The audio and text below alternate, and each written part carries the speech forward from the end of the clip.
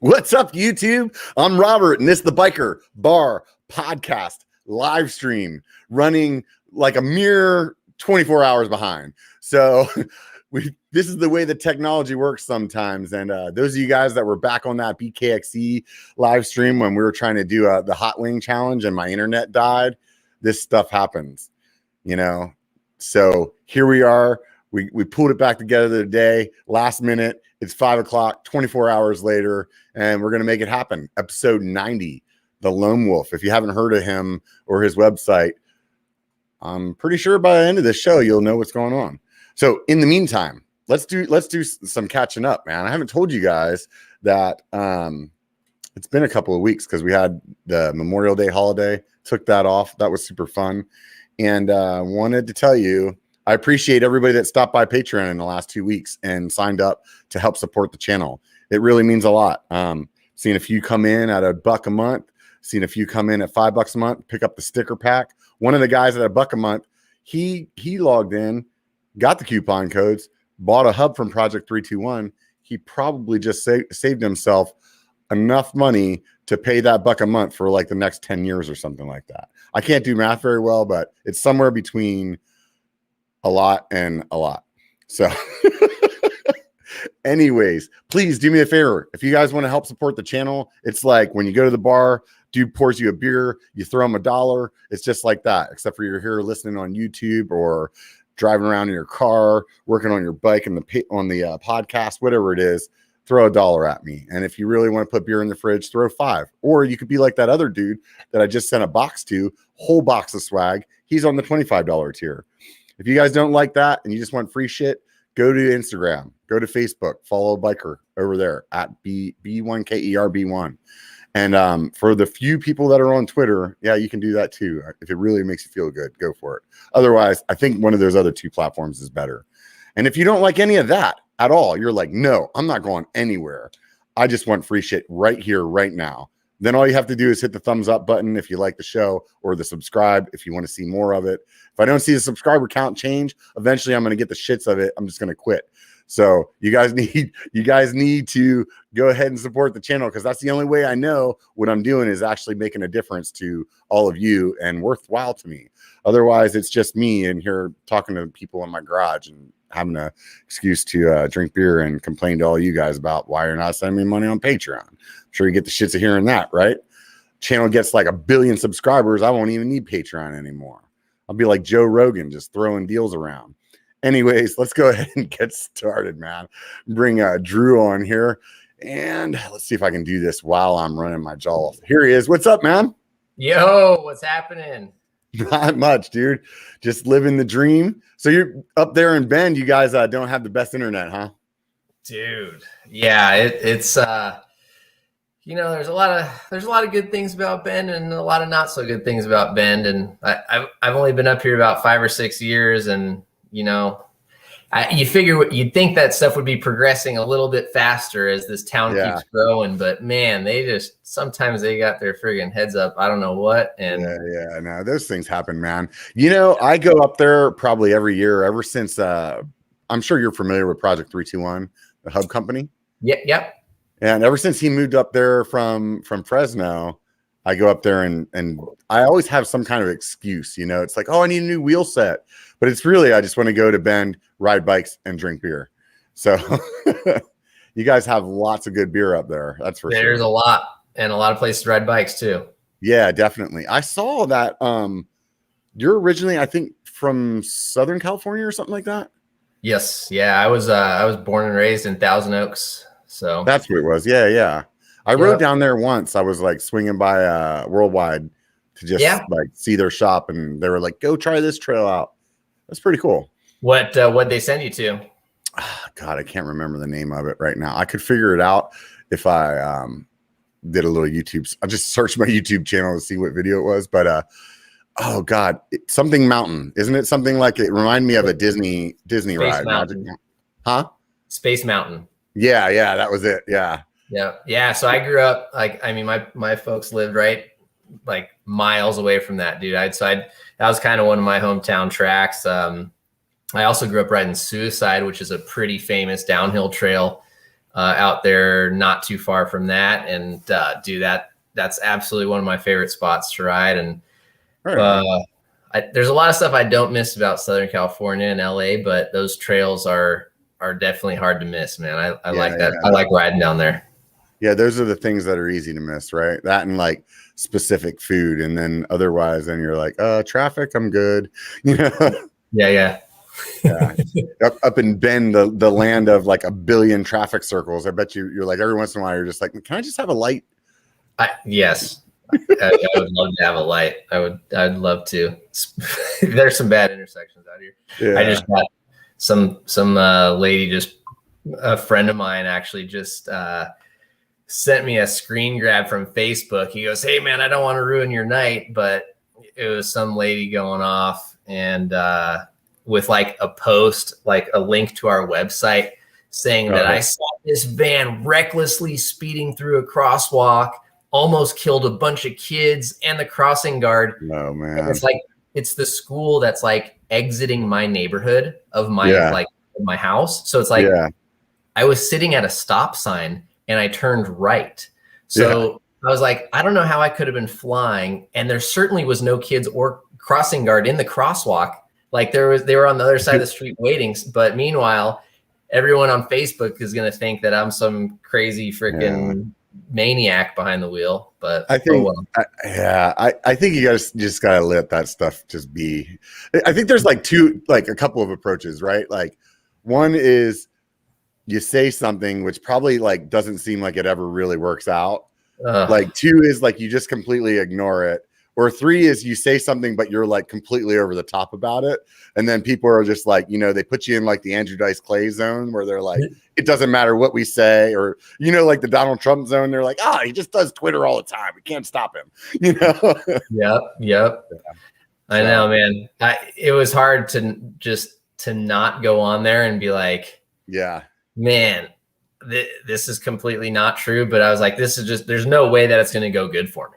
It's a zero-win situation. I've seen some bike companies do that whenever like maybe a bad review came or a video where something went wrong, and every time I'm just reading it like you're watching a train wreck, and you're like, just stop, stop. You're not helping yourself right now. yeah, not at all. So I guess that kind of like segues into what are you guys doing over there at the Loam Wolf? Well, let's see, man. So basically, I guess I'll do the quick and dirty of it. Is I used to be the editor at Decline Magazine, which was a downhill biased, kind of aggressive enduro riding mountain bike magazine, large format. It was an awesome mag, and I worked there for about 6 years. Oh, right. So I first came on after racing, downhill bikes and working in bike shops and doing all that stuff. And I met Scott Hart, who at the time was the editor of Decline. And I was like, dude, this guy's got the dream job. Like I was like the little wannabe guy just hucking and racing. And I was like, dude, can I come to the warehouse and pack and ship bikes? Can I clean stuff? Can I just wanting to get my foot in the door? Yeah. And finally, after a number of years, like I got a set of tires to write a review on. And then after that, he gave me like a helmet, and slowly I got into that position.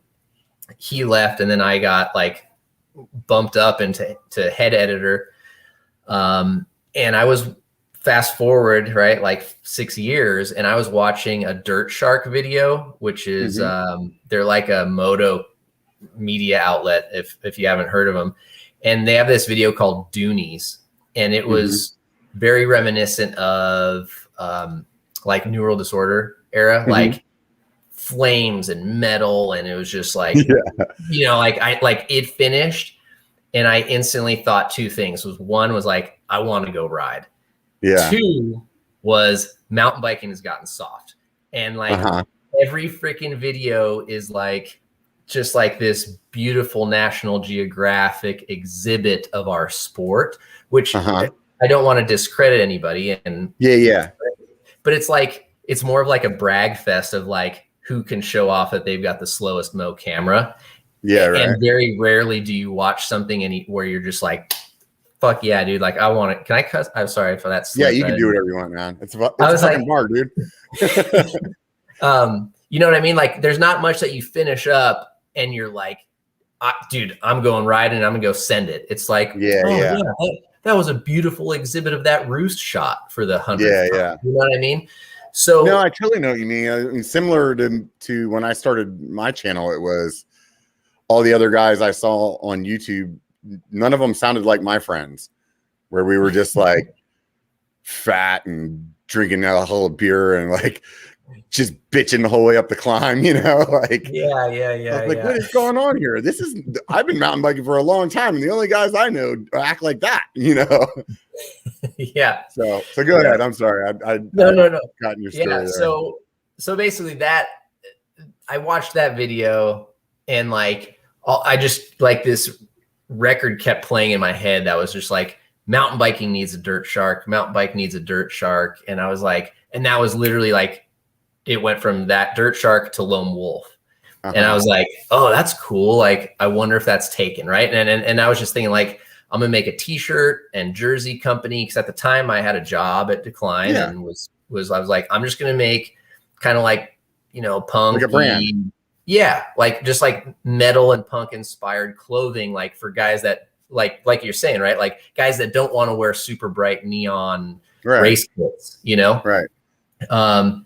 So I got the URL, worked with my buddy, we made a logo, and then a month later, I just get a phone call out of the blue, and the publisher's like, hey, if you've got anything at the office, come get it. You know, magazine's shutting the doors today. And I was like, oh, what? You know, like that wasn't expecting that. So basically I had a garage full of test bikes. I'd spent 6 or so years developing relationships in the bike industry.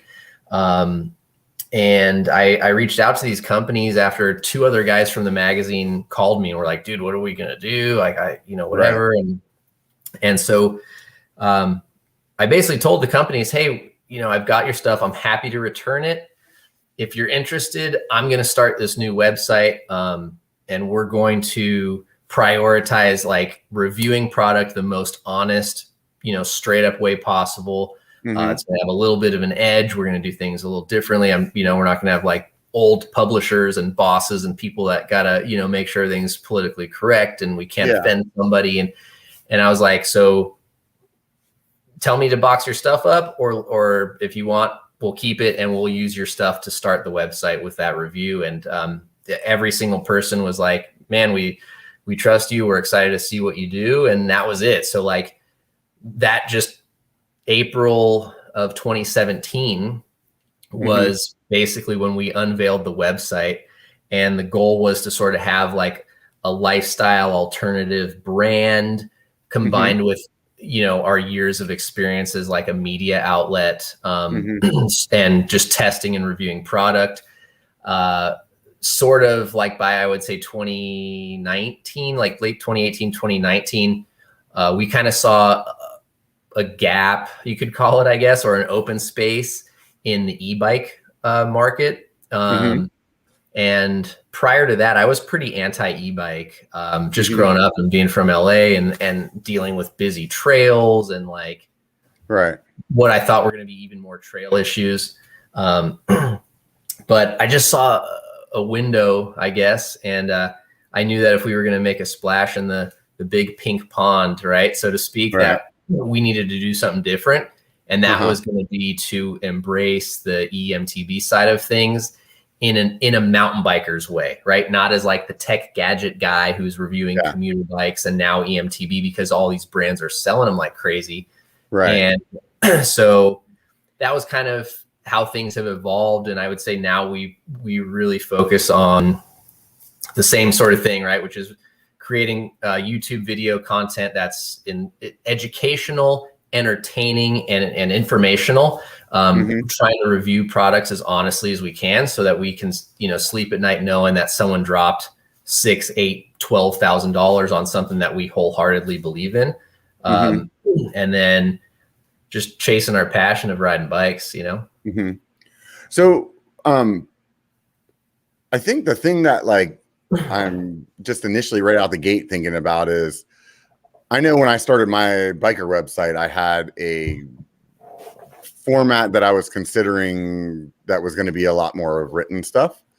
And watching YouTube kind of grow the way it has, it makes like do you, I mean, this is going to be like a biased answer probably, but I mean, how much do you see people actually utilizing the reading portion of the website versus your video stuff? Do you feel like the reach is the same, or? Yeah, I would say that it is probably about the same. I think we get a different audience. Obviously there is some crossover, right? Some people that go to the website will click and watch our video. Yeah. But I think YouTube allows us to get to a real broad audience. And because you guys don't do videos on every story that you write or every review, right? No. Yeah. Okay. It would be great if we could. We just don't have the manpower. Yeah, no, I can totally understand. That's definitely it. So you're just looking at it as like two different demographics that you're hitting. Yeah. Yeah, I do. I mean, I think there's, the reality is that as a business owner right now, views count, YouTube subscribers count, but web traffic also counts. And web traffic's very important. Things are evolving, right? But it's a rock solid statistic that you can use to talk to somebody. It is. Ultimately. It absolutely is. And people still go to Google to search for best mountain bike tire, right? Right. And YouTube is, I think, second. So yeah. But Google's still first. So I gotta be playing that game too. And it sucks because sometimes I'd love to just make videos or just write, but I know I have to do both. Yeah, I mean, I'm obviously a YouTube creator, right? But I can tell you, I mean, even yesterday I was searching something, I read a website, so it's not like I'm only like, I'm a YouTube creator. The only place I search for places is on YouTube, and it's like in some cases, yeah, I want to watch a video, but I feel like there is something to reading, especially somebody that writes well, or something that you can like get along with, I used to subscribe to Mountain Bike Action for a long time. Okay. And it was like some of the guys that there's like, I think they always changed whoever wrote the editorial at the beginning, but there was like one dude I really liked reading, Yeah. It was like sometimes the only time I picked up that magazine was just to read that editorial, So I would imagine that you have people that are interested in your site just on like under like that kind of circumstance as well, right? Like, hey, I like Drew, or I like, you got a handful of guys writing for you, right? Yeah. There's a couple for sure. And we just hired a new guy, actually started. He's been writing part-time for us for about a year and a half, but last week was his first week full-time. So yeah. It'll be nice to add more diversity always and more writers. But yeah, it's I love creative writing and like thoughtful, like fun stories or travel features and all that. But kind of going back again to the business side, like I could spend, and it's the same with videos, right? Which you've probably even encountered with your video making, is like, you could put all this time and passion and create this amazing story, written or video, that is something you're excited about, right? And it could just flop. Whereas you could do like this dumb thing that says like Maxis Minion review, and it just takes off, right? Because everybody wants to see a Maxis Minion review. So it's hard because again, I need to get the website traffic. So sometimes those stories get put on a back burner, even though I've got these awesome ideas of talking about helmet safety ratings, right? And these conversations that I've had behind closed doors with helmet engineers at press camps. Yeah. And talking about helmet safety standards and how outdated and that people have told me flat out. Yeah. I can make you a safer helmet that will better protect your head, but it won't pass the safety standard tests that are happening right now. Yeah. I'm pretty good friends with the guys over at Cali, and Brad, the owner over there. He's definitely, fallen into that category, I would say. I mean, I know even like their Invader, they can't get a DH rating on it because the holes are too big. Right. Some rock might come through it, but it's like the chin bar passes a motorcycle test. You know, it's like, I don't get it. You know, like, yeah. Speaking of helmets, this was my karma for messing up, not showing up for the last 2 meetings we've tried to. Oh yeah, I can like your picture's kind of grainy, so it's kind of hard to make out. You got a little zinger on the cheek there. Dude, I friggin' smacked a rock face first this morning when we went out to go shoot some photos for a test bike. Oh, that sucks.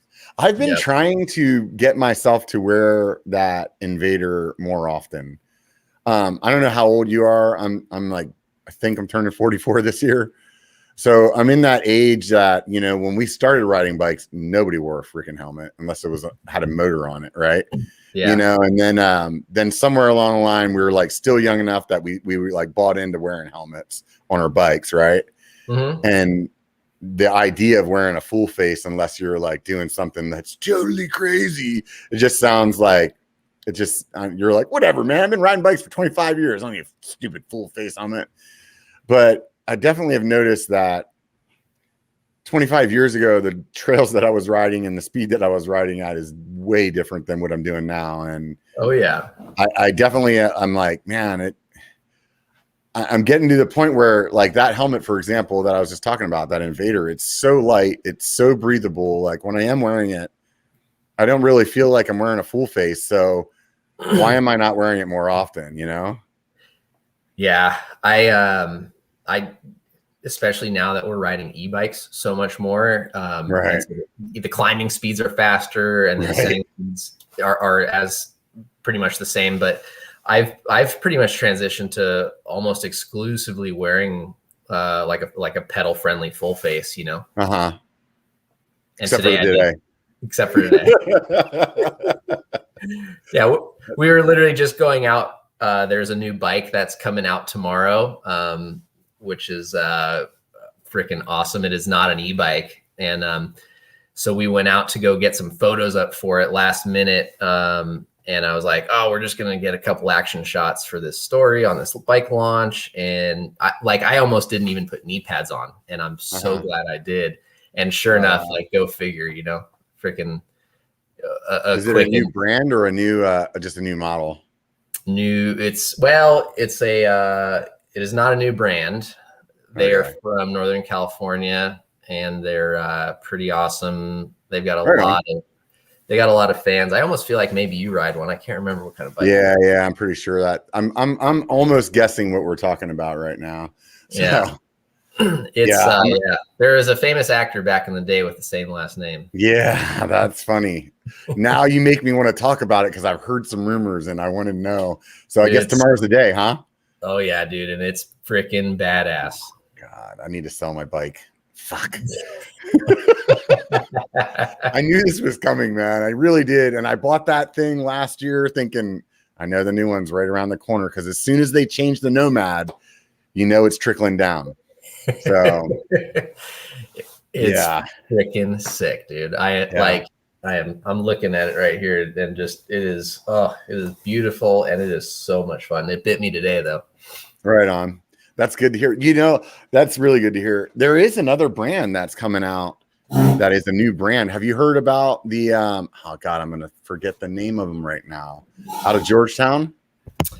I'll have to follow back up with you whenever I can, in case you haven't got the word yet. So I'm sure you have. Yes. No, because you know Richard from Sticker. I think we were talking about this together. Yes. Yeah. Why am I just remember hearing about this and it was just Anyways, but I saw that thing in person and I was really impressed with it, to tell you the truth. There's a lot of new stuff that's coming out in the next couple months. That's very, very freaking cool. Yeah, it all comes out on paper though, right? Because everybody's trying to buy something, can't get it till next year. Dude, what's the inside pulse that you're getting from everybody? I mean, because the way the bike shops are basically handling it, they're like, dude, we don't know until something shows up on our porch, basically.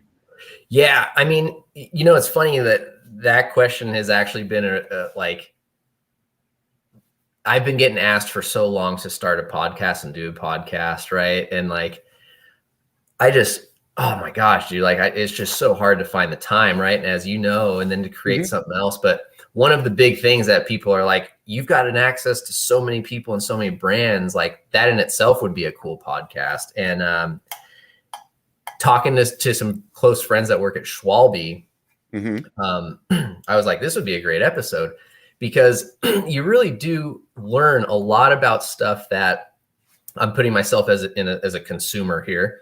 Right. There's so much stuff that you don't think about that really does have an effect on pricing, availability, timelines, all this stuff that you don't even think about.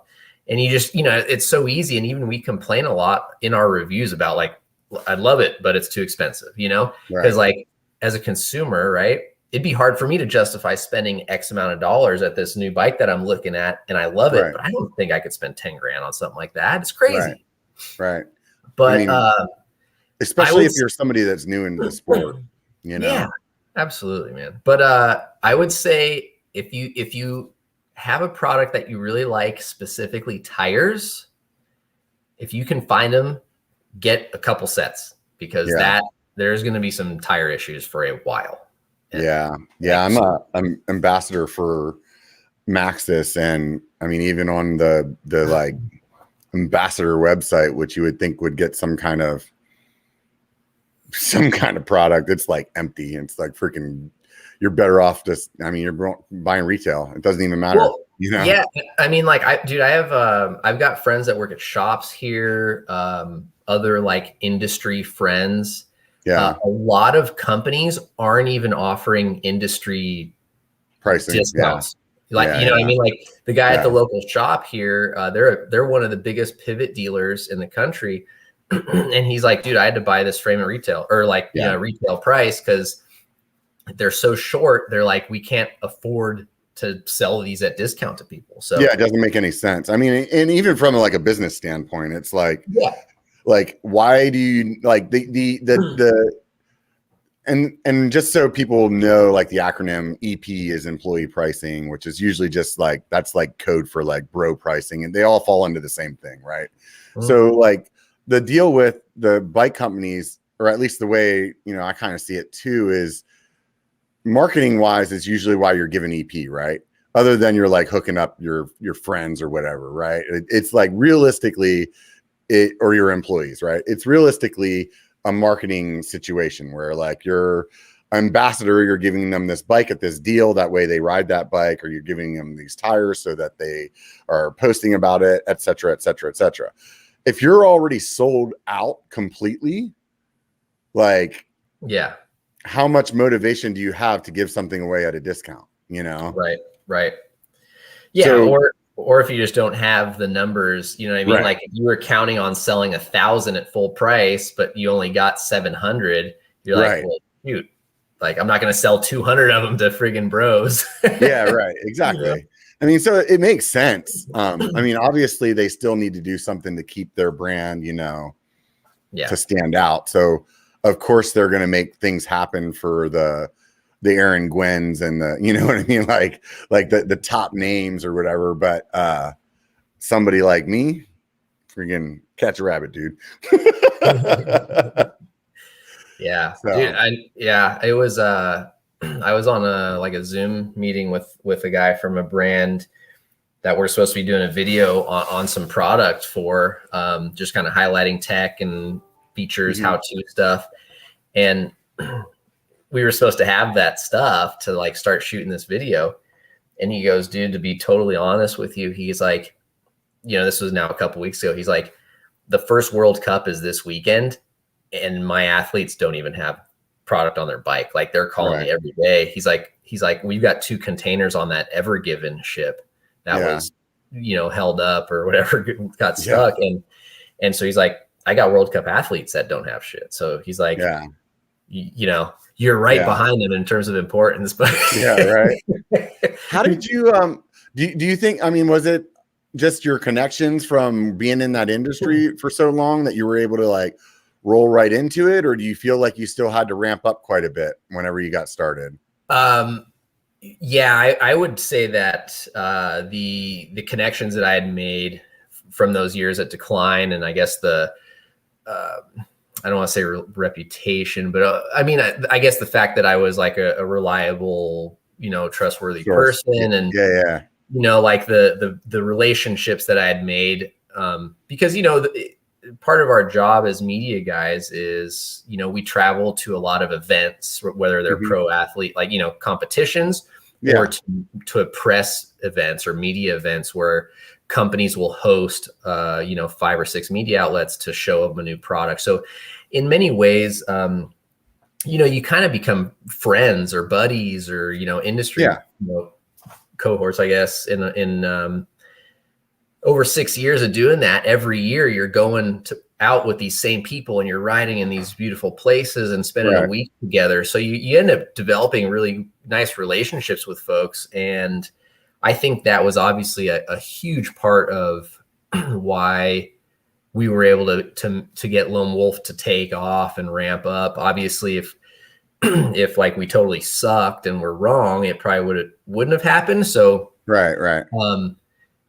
But that doesn't mean I guess that other people can't do it without those connections, right? Because there's a million, I don't know, a million, but there are dozens of other guys that literally just started a YouTube channel or a website at some point, and they now have stuff. And that's something that I get asked quite a bit is, people ask like, well, I want to start a YouTube channel or I want to review stuff. And I try to take as much time as I can and help give people pointers and offer advice on what I think are really good ways to do it. And it's paid out and done well for a few people. Yeah. I always just tell people start, because a lot of people will really spend too much time thinking about getting it perfect rather than starting, especially with YouTube. Like everybody's YouTube videos aren't freaking great when they start.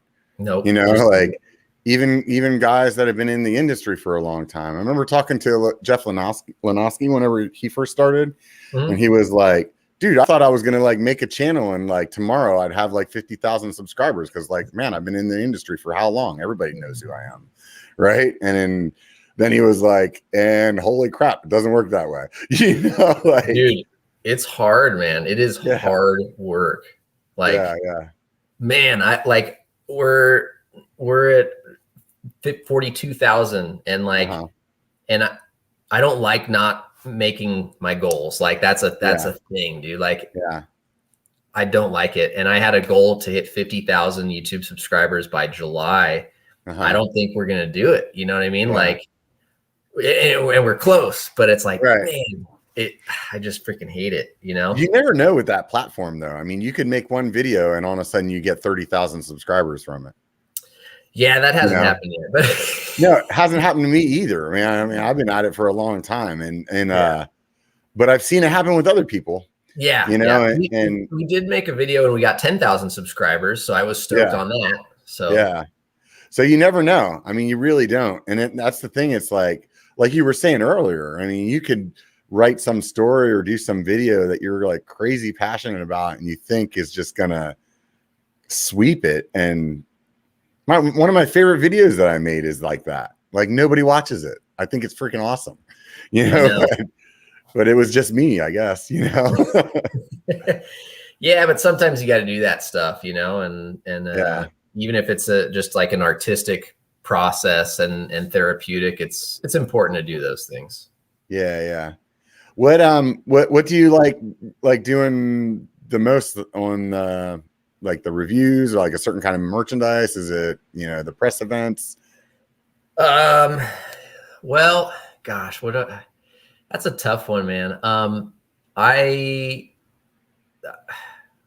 The media camps and like the press events are definitely awesome. Unfortunately, with COVID stuff, a lot of that kind of got put on hold. I absolutely love doing our bike park review tour. We were lucky enough to do that for the last, we did that the last 2 years in a row. And we did the first year we did 12 bike parks. Last year we did 6 or 7. We postponed it this year just because my wife and I just had a baby and nobody's got bikes. So I was like, with those two things and then COVID obviously still being kind of a thing, I was like, yeah, I was like, I'm going to just spend this year focusing on YouTube, being home and doing that. But yeah, the bike park review tour was definitely a highlight. I would like to get back to doing it again because downhill biking is my passion. I mean, that's what I grew up racing. That's what I grew up riding. Like that was what, I mean, I just absolutely love downhill bikes. So, you know, being able to kind of make like a travel channel meets food channel sort of vibe, right. And just go places and kind of help people. You know, that's something I guess I just enjoy is just helping people, whether it's giving them information or showing them cool places to camp or cliff jump or swimming holes, the trails to ride. So yeah, that bike park tour is definitely a highlight for me. What's the creative process like whenever you're writing? Like, because to me, I would look at those trips from a video standpoint and like I'm thinking of like how I'm going to get B-roll, how I'm going to get the drone shots that I want, how I'm going to get, you know, the interview that I want, how am I going to get the interview that I want, but actually recorded where it looks natural in the conversation and things of that nature, you know? And yeah, I mean, obviously like you can walk away from an experience with your memory and write about it. Or, I mean, I would imagine I'll let you talk. Otherwise I'm just going to sit here and like come up with ideas of how it works. Yeah. Well, you know, I would say I kind of do just like what you said. I don't know what it is. I was like never really like a great student in school. I never wanted to be a writer. Like my goal, like when I was young was always like, I want to be like the badass old dude who just has like awesome stories to tell. So like, because of that, right. I always said yes to everything. Like I was just like, bad idea, great, even better story, right? So,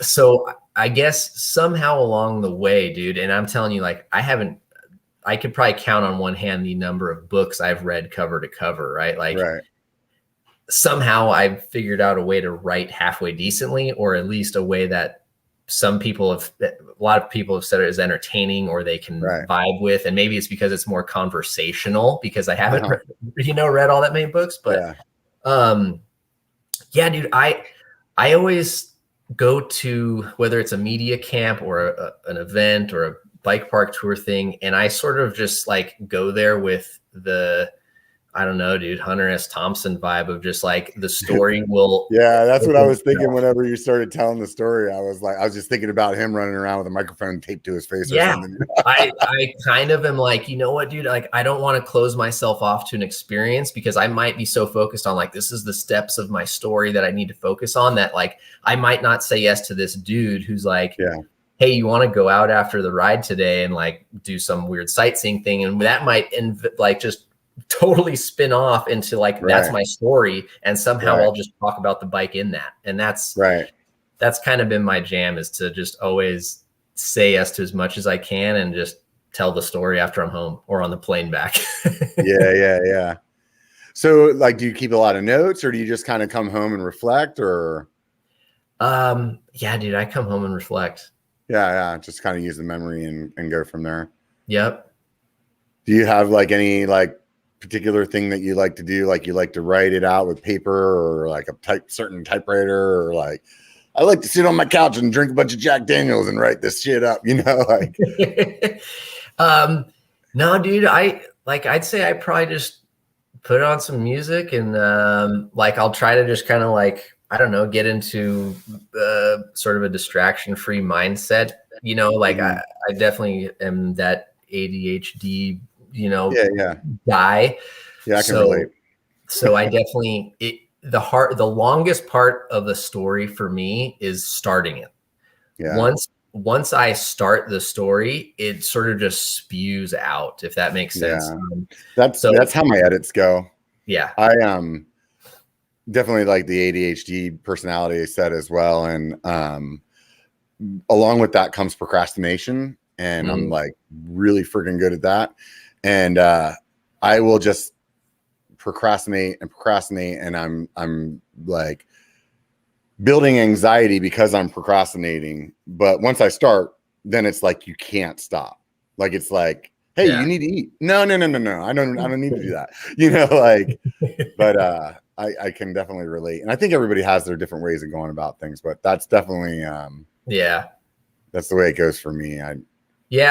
It's interesting, but I guess I would say like normally what I do, and I don't know, maybe it's why like my stories are so long, is like I just go, it's almost like I time travel back and like I just relive that experience. Does that make sense? Like, I totally makes sense. I go back to it and I just freaking tell the story, dude, like as if I'm just walking right back through the whole thing. Yeah.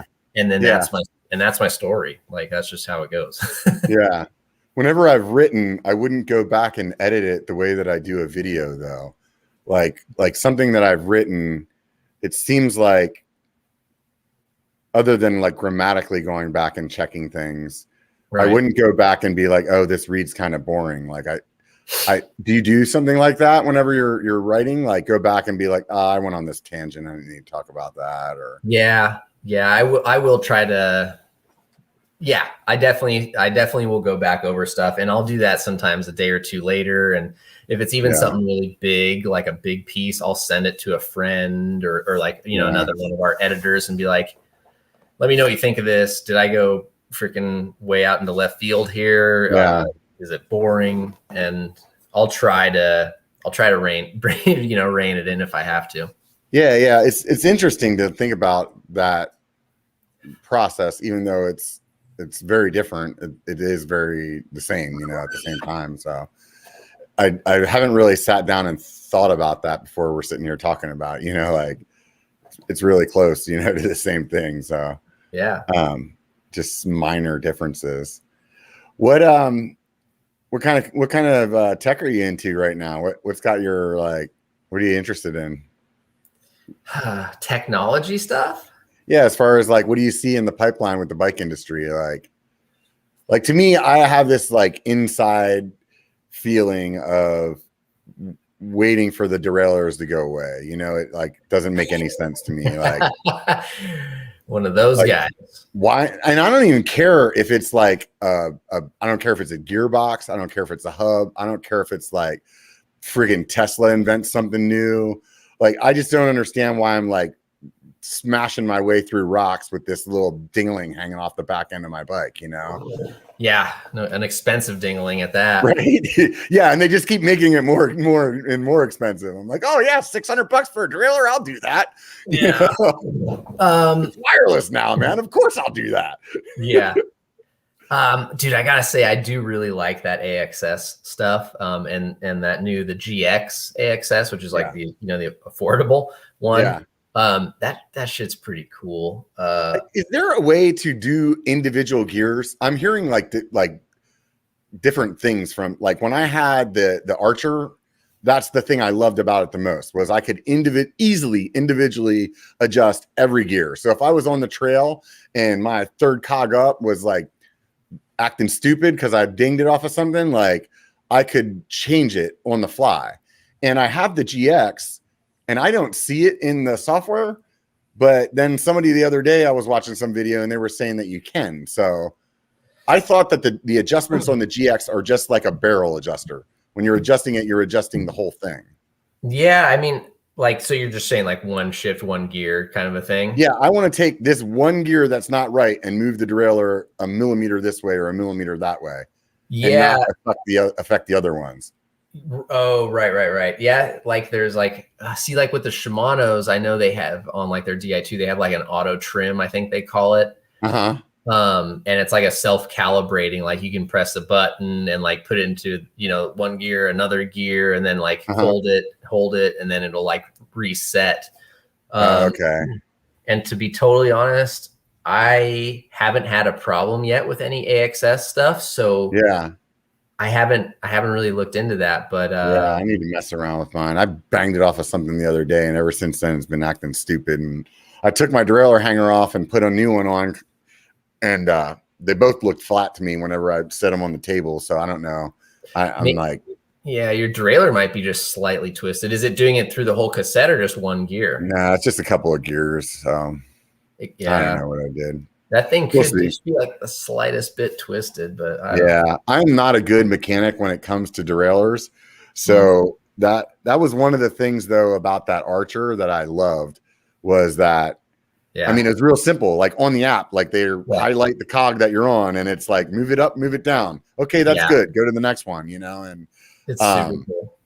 Yeah, if they could only get their package smaller and their battery life a little different, then it would be dialed. But yeah, I know. Yeah. So, anyways, I guess to answer your question, the tech that I'm excited about would be, God, dude. Honestly, e-bike tech is really exciting to me right now. I don't really see derailleurs going away. Just from a weight perspective, I think as much as people say that they don't like them, I think people don't like the other options more, or more people aren't as excited about the other options out there. Yeah. I don't see that happening or changing anytime soon. But with e-bikes, that could be the case, right? Because they could build those gears inside the motor. Right. Yeah, totally. So you could theoretically, I think, see an e-bike maybe that has internal gears and ditches a derailleur before an analog acoustic. Yeah, I feel like if that happens, oh my God, the internet will lose their fucking mind because it'll be like, it's a motorcycle. You know what I mean? Like, no, it's not. But they would, oh man, I just. I'm not saying it won't happen. I agree with you. I think that's the obvious place for it to happen right now. I mean, you could easily add some weight that people wouldn't care about because they're getting the pedal assist, if you needed to.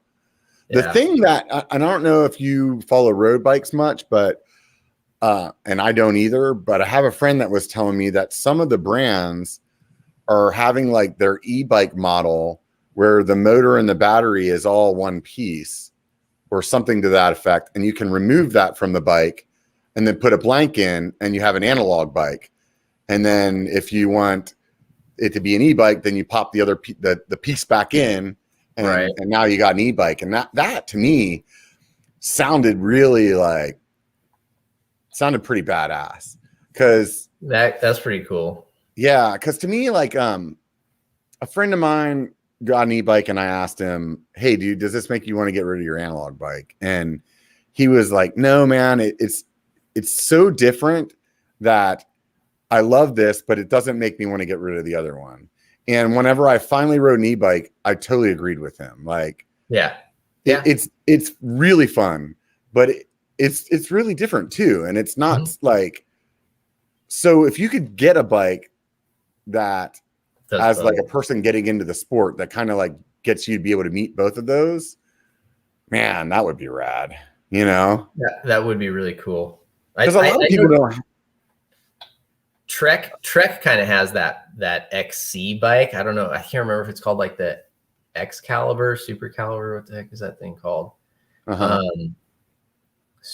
I don't know. But anyways, I think Trek has a lightweight Pinner XC e-bike. And it is one that I think when you disable it, it has supposedly zero drag. I think I'm going to try to get one just because I am curious.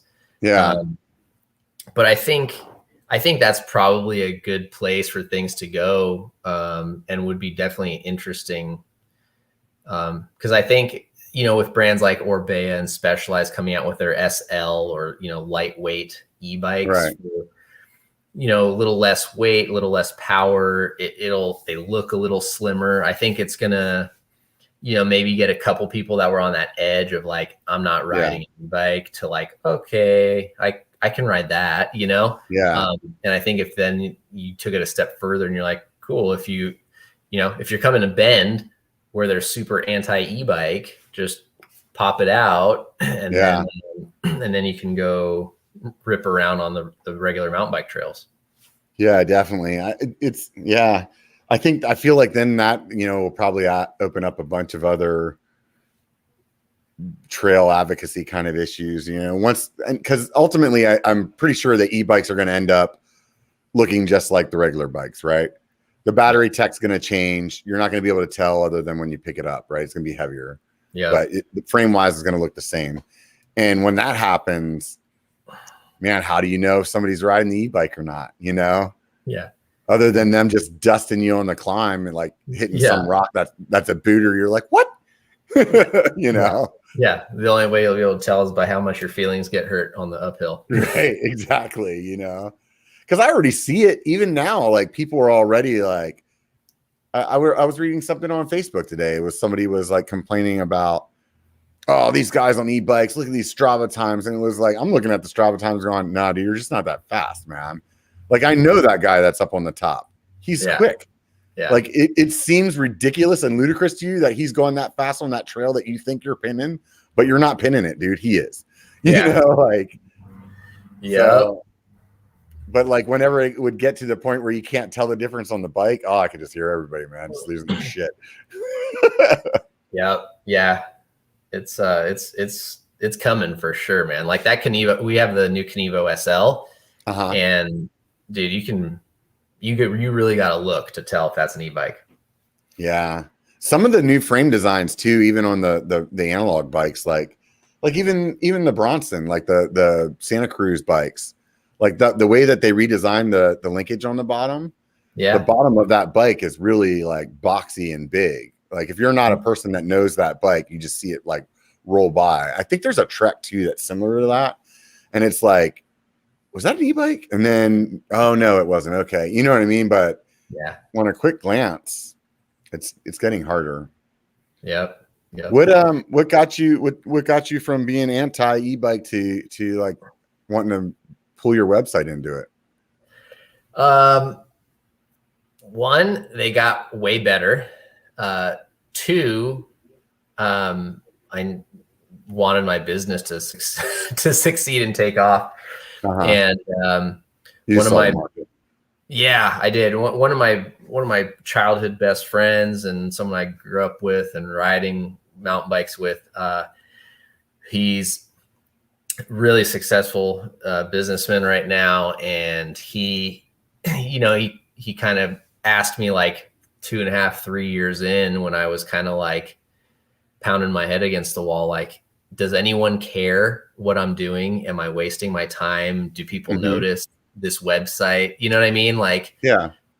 And like, should I just go get a job? And he was like, just genuinely asking me, because he's my bro, like, how are things going? Where are you at? What's going on? And so he dug in and did a lot of research into the financials, quarterly reports in the bike industry. And he, brought that business element side of it to the, like, if I build it, they will come mentality. Right. And he was like, look, dude, every company, Shimano, like you name it, right? Every big company is reporting, 8 to 12+% growth.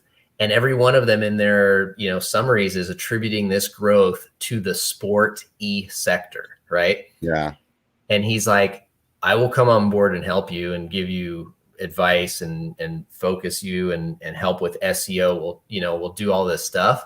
He goes, but if you really want to take off, he goes, no one in North America is doing e-content, and every brand is having growth because of e-bike sales. Right. And so I was like, all right, I will give these things another try. And so I got a couple of e-bikes from a couple of brands and was like, man, you know what? Since the last time I rode one of these 3 years ago, they've gotten a lot better. Yeah.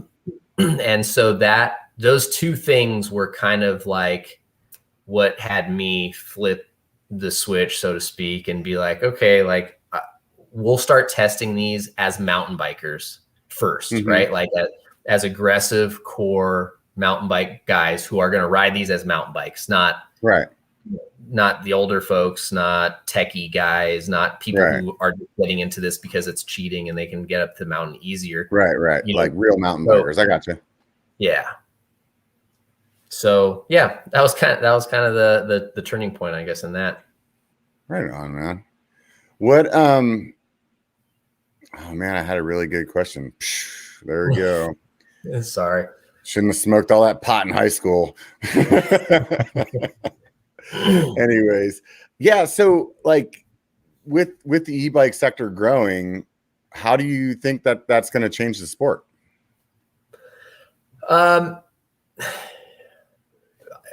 In a dream world, right? What it means is that a lot more people start riding, which means our sport grows in popularity, meaning outside funding, sponsorship, and trail building, community trail centers, Forest Service attention, BLM attention, city development attention, all grows. Yeah. With that, the bike industry grows, right? Helmet sales, tire sales, bike companies, everybody grows. Then you get awesome companies like Trek, who donates, I think it's $5 or $10 from every dual suspension bike they sell. They donate to building, more trails. Santa Cruz does really awesome stuff. Yeah, they right? do a lot of stuff too. Yeah, absolutely. So Specialized does really great stuff. So it's hopefully as these brands grow and as cities, are seeing like, holy shit, man, like the 2 trailhead parking lots we have, there's fights in the parking lot because no one can park and they're always packed with mountain bikers. Then all of a sudden it's like, cool, let's build another trail network. Right. And we get more places to ride bikes. So, in an optimistic world, that's what happens, I guess. Bikes continue to get better. Hopefully prices come down. Yeah. And yeah, the sport just gets bigger, better. It's on freaking TV. Like there's more industry dollars, more money coming in from car, deodorant, drink sponsors, whatever it might be. I don't know. Do you think that we see like e-bikes kind of take over, like you saw 26 go away, or do you think it's kind of like the 27.5 and 29er situation where it's like, yeah, it's another flavor now, and it just so happens to be a lot of their profit because these things cost a lot more? So I think it's going to be mixed. I think it's going to be region specific. I would say that, I don't know. Maybe I'll ruffle feathers, I guess, maybe or not. But I think that elite areas, high fitness, upper middle class, affluent areas like Crested Butte, Bend, you know what I mean? Like those types of areas, e-bikes will not be as big because you've got this sort of elite, athletic, free time, lifelong devoted following of people that are like, no way, I earned this. I've been doing this for long. But I think you're going to have areas like Los Angeles. You're going to have areas like Phoenix, Arizona, Seattle, Washington, like Denver. Like you're going to have areas like that. You're going to go to the trailhead. In my opinion, 75% of bikes are going to be e-bikes in the next 5 years. That's my guess. I think you're probably onto something there, because it's realistically, a lot of people are riding for like a couple of reasons, right? It's like fitness and fun. Those are probably the 2 biggest ones, right? And there's a lot of other reasons that we could sit here and like make a list of like 30 reasons or 100 reasons, whatever it is. But I think overall, those are probably the 2 biggest ones. So once people actually get on one of their friends' bikes and ride it, or they go to some demo event and they find out that, man, I pedaled for an hour and I sweat my ass off the whole time I was doing it, and I feel like I got the fitness side of it, then the other end of it is the fun side, right? And that, I don't really even feel like we need to explain. Like, it's like, I mean, I went to a local place. The first time I rode an e-bike, I went to a local place that I pretty much don't even care about, right? Like it's like I never go there. The only time I go there is when I don't have time to go anywhere else, and that's like closest, right? Or I'm like teaching somebody who doesn't know how to ride bikes because the trails are boring. And I went there on this e-bike and we rode everything in that place in like an hour, both directions. You know what I mean? It was like all this stuff that I never would have went up. We were just like I remember making the turn going, why the hell are we going up this? Oh shit, we just went up that. That was actually fun. And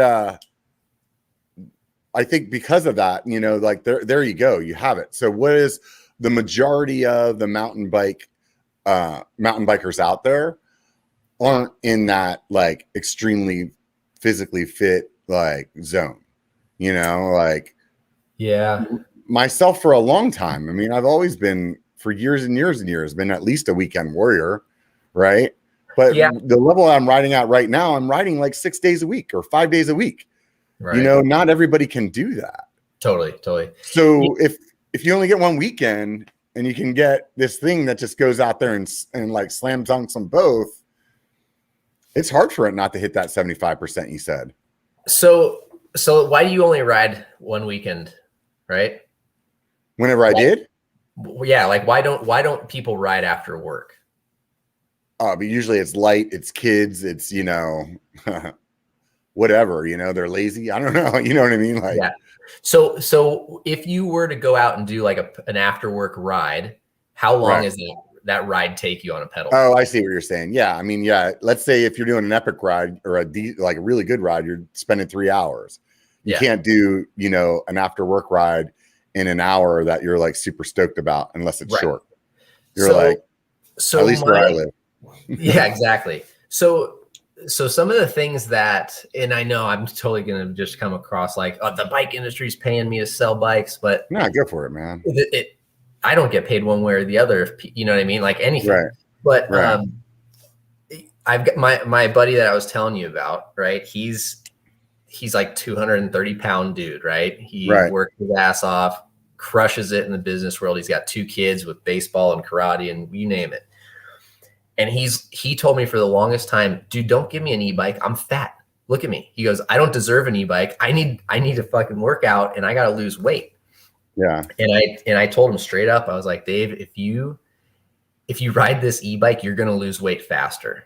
And he's like, that makes no sense. And I was like, here's exactly why, right? First off, mountain biking is and I'm not a fitness trainer, so I could be a little wrong, but you pretty much redline, you go anaerobic, right? Which is you're not in a fat burning state. You're anaerobic. You climb and then you descend, and then you climb and you descend. And that's why like a lot of people would say like road biking is actually a much better way to burn fat on a bicycle because your heart rate can stay at a much more stable place in that prime fat burning zone. An e-bike gets you there if you want it to. If you want to go anaerobic on an e-bike, you can. So first off, you're in a better fat burning zone. Second, you get home from work, you've got the best intentions. Hey, dude, today at lunchtime, you decide I'm going for a ride after work, blah, blah, blah. You get home, you're freaking pooped. You're like, tomorrow, right? It's happened to me. And I've said, you know what? Screw it. I'm just going to hop on this thing and put it in turbo mode. And I'm just going to go do one little lap in turbo. And all of a sudden I'm 3 laps in and I'm driving home with the biggest grin on my face, totally recharged.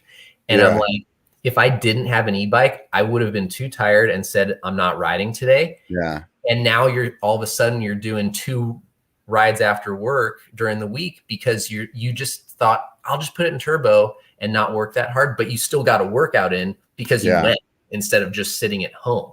Yeah, totally. I think the time one is a big one too, where it's like, let's just say, I mean, you're in an area kind of like I am, where it's going to be a pretty big climb and a good descent if you're doing a short ride, right? Mm-hmm. Like if you're going to go down, park at Yellow Gate and climb up to the top of Tiddlywinks and come back down, like you're climbing for a bit and you're getting a big descent, and that's like a quick after work ride that you could call, you know what I'm saying? Yeah. But it could be. How much fun is that? That's like realistically, it's like 10 minutes of fun and like 50 minutes of like sucking, right?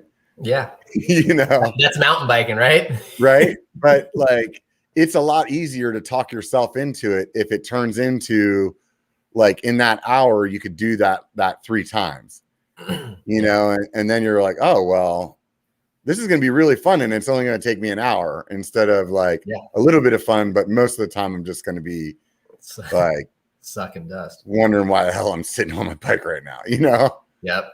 So, yeah, I think I definitely agree with you. And I think that the biggest thing is just going to be people trying it, because a lot of people that I know, you can say everything you want to say about it until you get on. That's usually one of the first questions I ask when somebody's like down in one. Like, have you ridden one?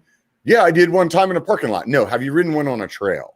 Like, you have to experience it there. Yeah. You know? And it can't have been 5 years ago, because they've gotten so much better.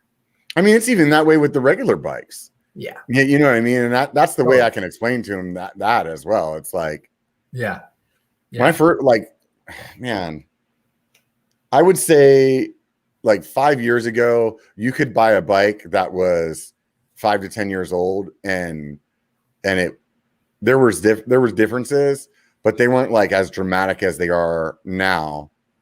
Like, if somebody's looking at a 5-year-old bike, I normally am telling them, just pick a cheaper model of a newer bike. It's going to be that much different, you know? Yeah.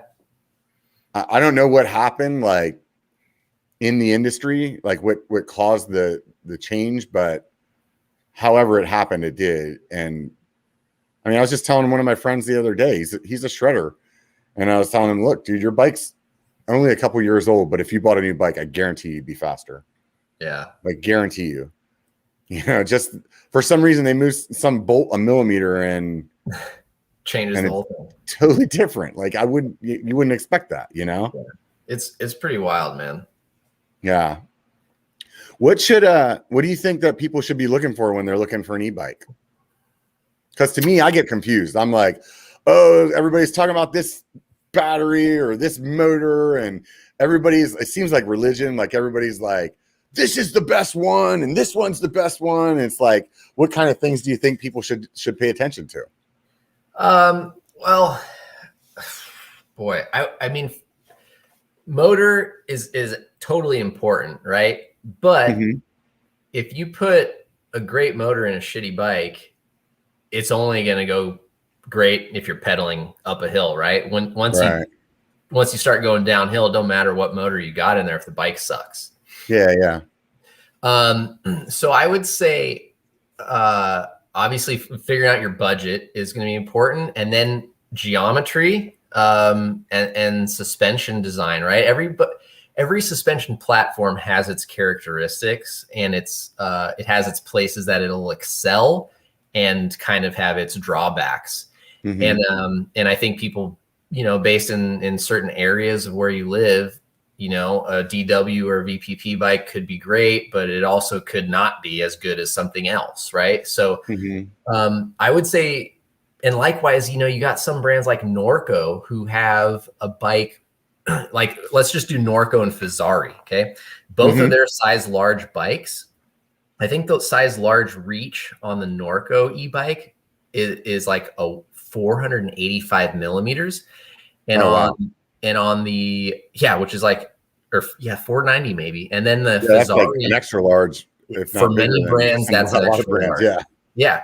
And then the Fazari, like, I think its reach in a size large is 465, right?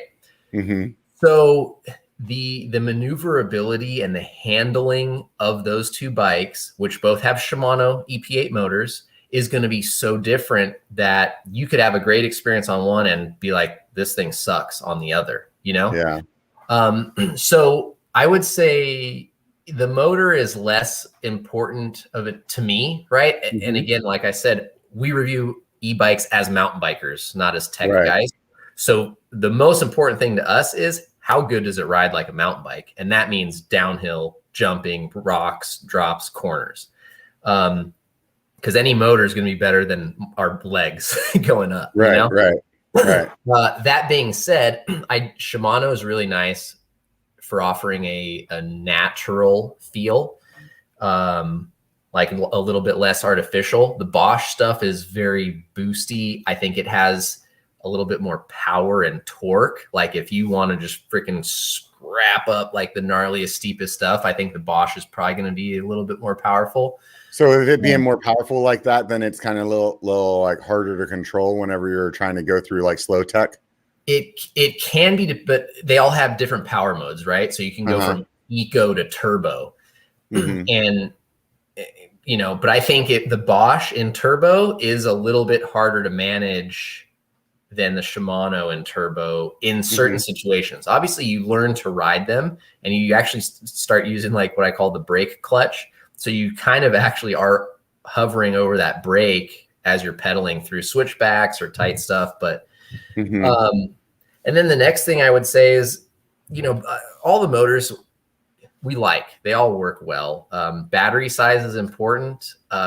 We're fans of bigger batteries because why not, you know, unless you never ride far, right? If you want the lightest e-bike possible, then get a, you know, bike with a 500 watt hour battery and it'll save you 1.5 pounds, 2 pounds. But to me, I think 630, 700 is definitely the way to go battery size. I like the 700s. You just get more laps, man. I think for me, that's kind of the way that I would go is like, because obviously I'm a Santa Cruz fan and I was looking at the difference between the Heckler and the other one. Yeah. And to me, at the end of the day, I was kind of like, what would I be buying the e-bike for? And to be honest, I'm buying it to cut the truck out of the places that we would shuttle laps. Yeah. And so it would make more sense to me to buy the biggest bike that they have with the biggest battery they have. Because realistically, that's what I'm riding it on. Yep, totally. You know, and it doesn't have to be super nimble because most of those trails that I'm like shuttle lapping on that I want to cut the truck out of. Yeah. It's like point and shoot riding. It's just, you know, like, you're not flicking it all over the place. Yeah. And it's not like those bikes are still like, I mean, even on the heavy side, they're still not like it's not like they're 80 pounds. Like the heaviest ones are like in the 50s, right? Yeah, I mean, you could probably find some that hit 60, but most e-bikes, are 50 to 55 pounds. I mean, how long ago was a downhill bike weighing that much? When I was a kid, man, I was probably 120 pounds and I was pushing a 52-pound freaking steel downhill bike up some steep ass cliffs in Southern California. I remember that. Right. So like, that's exactly what I mean. So it's not like you can't throw them around. No, you know what I mean? Like, yeah, you can do what you want. It's definitely different though. Right. I noticed like when I was riding them that how I approached braking really needed to change. Big time. Yeah. Big time. What do you notice in that like how would you explain that to somebody? I haven't actually tried to walk someone through that. I would say so obviously cornering takes a little bit more effort, but your traction is way better. And everybody I've talked to, suspension engineers at, Fox, racers, guys from bike brands, pretty much everyone agrees that suspension actually works better on e-bikes than on analog bikes. And I don't know if you've noticed that, but like I've yet to find, there's like a lot of bikes that I don't love the suspension platforms on, and I will ride their e-bike counterpart. Same, almost everything's identical. Yeah. But I will love the e-bike. The suspension is supple. Every complaint I have about the suspension is gone. And a lot of people just think that extra mass and weight actually makes the suspension platforms work better. That if a bike's too light, it's not that unsprung. It's just the wheel's not moving the way it needs to. So being a big ass dude, I don't ever have that problem. Dude, you know what though? I totally think that is possible because I've ridden a bike before, like the YT, what is the short travel one? The YT Jeffsy. I could not get along with that bike. I felt like I was going Mach speed on this like rough chattery straightaway. And I was like, oh my God, this is the fastest bike ever. And then I hopped on another test bike, rode the same bit of trail back to back. And it felt totally calm, composed and everything. And I was like 1.5 miles an hour faster and like 13 seconds quicker on the bike that felt smooth than on the Right. YT. I gave that YT to a guy that weighed 25, 35 pounds more than me. And he's like, can I buy this thing? I love it. Right. And I think that there is a real thing in weight being able to work better with suspension platforms, which kind of brings me back to like buying the right bike for you and your application. Yeah.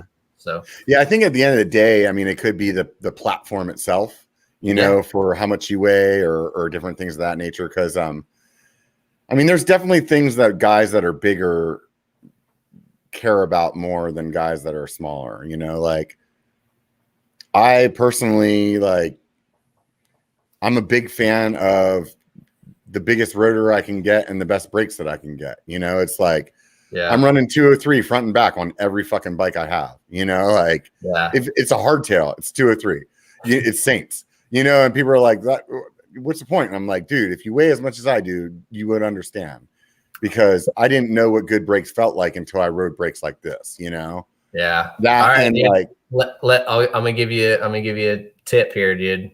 What's that? Get you some TRP brakes. Oh yeah. The DHR Evos. You'll freaking love them. Yeah. All right. Yeah. I'll have to pick up a set. I have some TRPs on my ladies build, but I don't really ride that bike. So yeah. And they're definitely not the model that you just said. So no. And that other model, they've made some improvements too, but the other model wasn't all that great. I think it was a Slade or something, but the DHRs, dude, not so they go up to a 230 rotor first off. Oh wow. And second, most rotors are, I think, 1.7 or 1.8 millimeters thick. They're thicker. The TRP brakes are 2.3 millimeters thick. So that right there, and they're reliable. The lever feel is always in the same place. You don't have to bleed them. You got thicker brakes that won't warp. They won't heat as much. Wow. Dude, and the power is insane. Yeah, I think you just talked me into it. Just on the size of the rotor alone, like I know what that's going to change. Oh yeah, dude. So that rotor thickness is real. Like it's what I put on all my builds now. Yeah. Huh.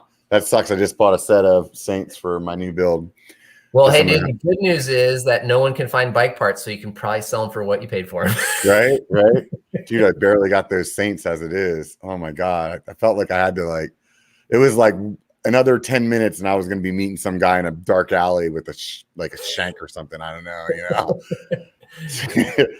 So, I am not good at doing reviews. I'm very good at giving my opinion about things, but I'm not very good at doing reviews. And the reason that I say that is because I have a hard time paying attention to the really small details until I try something else. So like I would have to ride my bike with the Saints on it and my bike with the XT4 pistons on the same trail before I would be like, oh, okay, now I get it.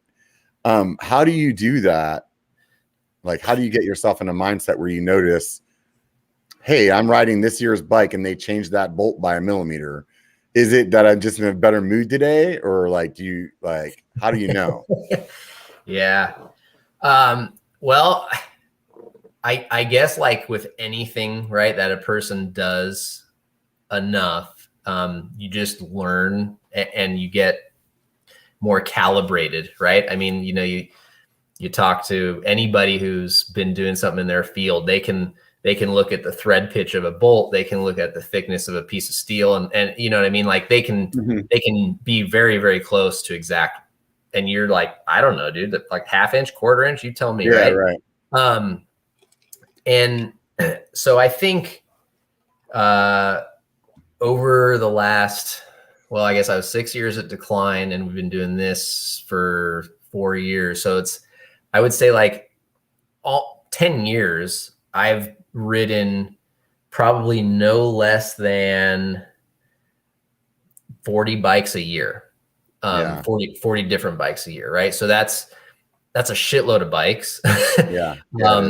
And I've ridden them in a lot of different places. And I'm not saying that I'm the most amazing rider or anything like that, but I definitely have a very deep Rolodex of bikes and things to compare them to. And I think just you know, the more you do something, the more you can be in tune with things and changes. And like, there have been, you know, media camps or like press events where like someone from Cane Creek, right? I remember they would come out and they didn't tell me anything. And they're just like, hey, we're putting this new shock on the bike, go ride it. Tell us what you experience.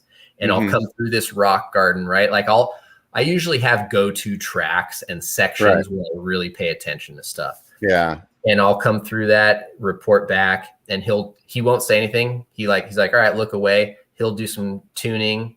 I'll come back through. He'll say, what'd you feel that time? And I'll say, I noticed this, this, and that. And he goes, okay, perfect. Because based on what you told me the first time, I wanted to see what would happen if I did this. And that's exactly what just changed. So then he would go back to another setting, and then that's how you land in the middle zone. And yeah, sometimes it's a little bit, I don't want to say enslaving, but like it sucks because I don't really ever go just on rides for fun anymore. Like, if that makes sense. Like, yeah, like even if I fly to visit a friend and I don't take a bike with me, and he's like, oh dude, I got a spare bike, like just come out for a ride and take my bike. We'll go down a trail and I'll be thinking like, oh, I don't like the way he's got his rebound set up, or I think his tire pressure might be a little too high, or well, you know what I mean? And it's just like, dude, just shut up and go for a ride. You're not working right now. But like, it's just every braking bump I hit, every corner, every route. Yeah, dude, I could, I guess, go into the weeds, I guess, because ultimately that's my job and that's what I do. But yeah, I think just all those bikes I've ridden, I think that's the real thing there is the experience. Because I will say, like, my understanding of bikes since I started the channel compared to where I'm at now, I'm definitely way more like cognizant of those things than I was initially. And I definitely have not ridden as many bikes as you by a long shot, you know, but I do notice, you know, things better now, you know, like I can get on a demo bike and actually have not looked at it and be like, oh yeah, these aren't carbon wheels. You know what I mean? Just like the way that it feels, you know, absolutely. Like, or I like the first time that I rode, oh God, who was it that did that? Is it Crank Brothers that had like like they had some compliance built into their carbon wheel? They were like one of the first ones to do it. So it was like a little more flexy. Synthesis. Yeah. They had they had a different front and rear wheel. Yeah. And I rode a bike that had that, and I got off of it and I was like, oh, these are aluminum wheels. I felt the front flexing, and they were like, no, it's supposed to do that. And I was like, huh? And I was surprised that I actually like got it, first of all, but like, then I was like surprised that they did that. But I like those wheels. Yeah, but what do you weigh? Well, dude, since the baby, I'm now 175. Yeah, see, and I'm like losing 80 pounds to get to 220, you know? Nice. So I mean, I'm at like 240 right now, and heck yeah, man. And I think, you know, I just, because of my size, things are different for me, you know? And absolutely. Like we were talking earlier, one of the other things that I love CushCore. And I know that most of that has to do with how much I weigh. Oh, because the first time I rode CushCore on a wheel, I was like, holy shit, this is what like people are talking about. Like that weigh 175, like that was grip, you know? Yeah. So, I mean, people would be like, yeah, I run my wheels at like 18 PSI. I'd be like, huh? You know? I would never have air in my tires if I was at 18 PSI, you know? Or round rims. Right, exactly. So I don't know, but I think I got off topic there somehow. But either way, yeah, no, I think definitely the experience of riding all those bikes, it definitely is something to speak to. I mean, in the same light that you're riding down the trail and tearing apart your buddy's build, like my lady gets the shits of me. We're watching a movie and I'm like, dude, did you just see that transition? And, you know, like, I'm like, did you see how they shot that? And she's like, what are you talking about? You know, like I'm looking at how the camera's moving around the people that's talking and not paying attention to the movie, you know? Yep. Same thing, man. Yeah, exactly. Like you could totally pick up on something like that where other people are like, I don't know what you're talking about, dude. Yeah. And I think it has to do with whatever you're doing, like what your job Absolutely. is, right? Absolutely. When I work, go ahead. Oh yeah, no, I was just saying, yeah, it's exactly it. Like if you do something, I think they say 10,000 hours, you become an expert in that subject matter, right? And it's like, if you do something for 10,000 hours, you're going to be able to look at something at the surface and you're going to know what it is. Yeah. I think it's just like what you're familiar with too, like you'll never notice how many Ford F-150s are on the road until you buy one. You know what I mean? Like if you buy a Toyota Prius tomorrow, you'll be like, holy shit, there's so many of these Priuses out here. Like the day before that, you could drive down the road, never see but two of them. The day after you own one, all of a sudden you see them all the time, right? So it's just like what you're familiar with or something. Yeah. What do you think about the budget bikes nowadays? I mean, everybody that's doing reviews is mostly looking at the expensive stuff. Yeah, that we were talking briefly earlier about that video that gained us 10,000 subscribers was our sub $2,000 budget bike video we did last year. I believe it because what's the most common number you see when people are like, I'm going to get into mountain bikes? Usually most of them are like, they're thinking they're spending a lot of money at $1,000. I know. Yeah.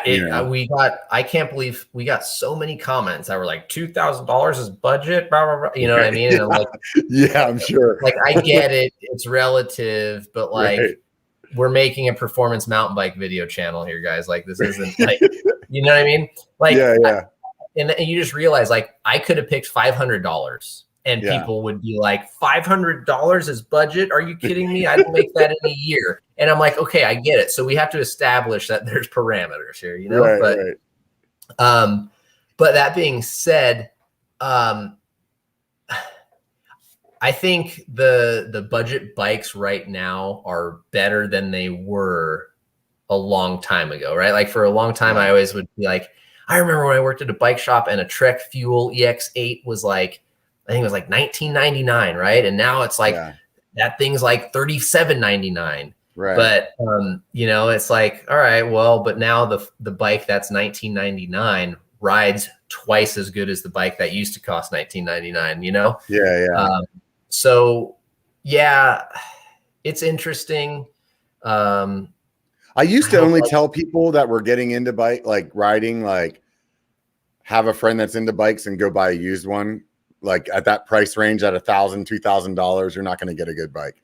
You'd be better off buying an older bike that somebody else didn't really ride and get that money out of it. And I struggle with telling people that now. There's a lot of really good builds that the bike companies have finally got to the point where they're making the cheap ones with all the same standards. So when you do decide you have an extra $600 and you find somebody selling the takeoff Fox 36, online, you can throw that on your bike and you don't have to spend all that money out the door. Cause I mean, I know what it's like to not have money to throw around on a bike, and they're expensive, but it is definitely easier if you can nickel and dime your way there. Right. Oh yeah. Absolutely. Absolutely. Yeah. And I totally agree with you there, man. I think, if you can afford to spend $2,000 to $2,800, you can get yourself a sweet bike these days, and ride hard, and then just start replacing stuff as needed. Yeah. Do you think that, are you, which way do you fall on the carbon versus aluminum frames? I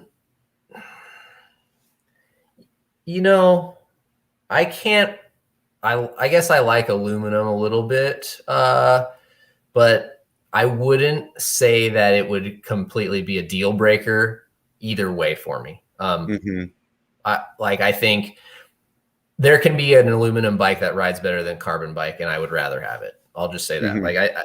It wouldn't be a deal breaker. If I was building a dream bike, I'd maybe pick carbon, but it wouldn't stop me from buying a bike. Yeah. I think a lot of guys get stuck on that. You know, Yeah. I think there's two things with that. They get stuck on this like thought process that carbon bikes like shatter like glass on the trail. And then, I don't know. I always tell people, dude, go online and just watch like bike frame fail videos. And there's just as many aluminum bikes like breaking as there are carbon bikes. So, I mean, like if you're going to break a frame, dude, you're going to break a frame. Like just like there's no, at least in my eyes, like I don't really feel like there's a difference. I'm sure there's plenty of people that want to argue with me about that, but if in my opinion, if you're buying a bike from a reputable brand, I'm not gonna. I would be just as fine riding one or the other. Yeah, and then then the other end of it, what I was gonna say is like people get hung up on, oh, I should have the carbon because that's the expensive one. That's gonna make the ride so much better, and it's like, especially if you're getting started, you're not even gonna know the difference. Like it takes a long time to like recognize that. Like there may be some things that you could notice, but for the most part, if your budget's in aluminum, don't like bend over backwards or like beat yourself up that you didn't buy the carbon one, because it's not like you're going to be like 3 minutes faster on your favorite section of trail because you got the carbon bike, No. Mm-mm. And I mean, dude, a prime example is aluminum actually has some superior ride qualities depending on, what you're looking for and what you value. I mean, the big thing with carbon is it's lighter and it's stiffer, right? Yeah. And stiffness doesn't mean comfort. Yeah, no, it doesn't.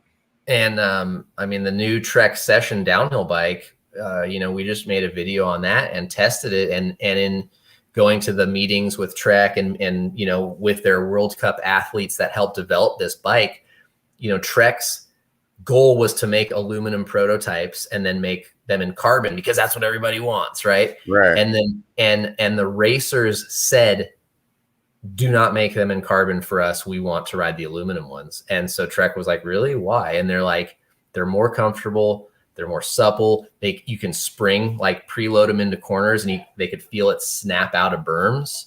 The traction was better because the bikes actually did have a little bit of flex, so they would stick and hold the ground instead of being so stiff, like the old Envies that would just freaking railroad you out the side. Yeah, I gotcha. And so, I mean, there's like legitimately, like there are some advantages to aluminum frames. And again, that's why I don't really get, even with like the motor question, like I don't always get hung up on material, brands. Like to me, I would rather have something that people would look down on, but I know rides better and gives me a better ride experience. 35 millimeter handlebars are a prime example. Why the F that's going on? I mean, I get it, right? They look cool because forks are thicker and head tubes are thicker and it matches, but dude, they beat the shit out of your hands. And I mean, there weren't too many handlebars in 31.8 that I thought these are too flimsy. I can flex these bars too much. You know what I mean? But like, I do ride a lot of 35 millimeter bars where I'm like, my knuckles are hurting at the end of a long day at the bike park, right? Like these are too stiff. Yeah. So then you get the companies like One Up building these bars that are flexi carbon. Exactly. Right. We're like, it's kind of like what geometry is going on or what handlebars, like people, like they get so extreme, they get so long, they get so slack, so stiff.